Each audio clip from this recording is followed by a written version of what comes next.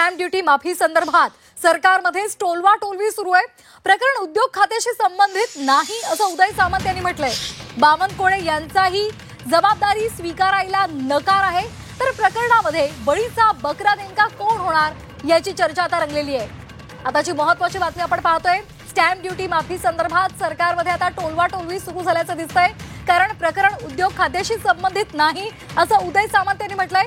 तर बावनकुळे यांनी सुद्धा जबाबदारी स्वीकारायला नकार दिलाय।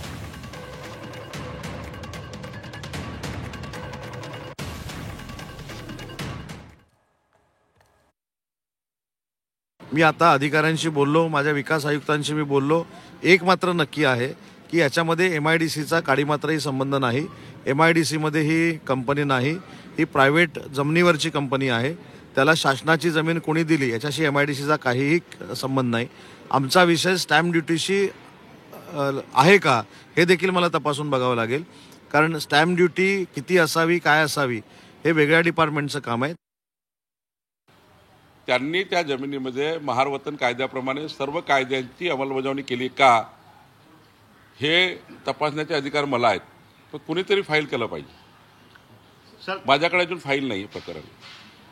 आता माझ्याकडे आल्यावर मला अधिकार आहेत त्या जमिनीबद्दल निर्णय घेण्याचे।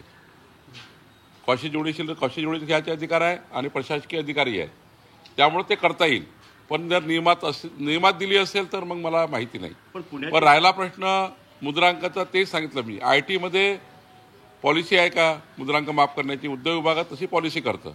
आम्ही जेव्हा त्यांनी IT पॉलिसी केली असेल तेव्हा IT पॉलिसी अंतर्गत काही मुद्रांक माफी केली असेल तर मला त्याबद्दल तपासावं लागेल।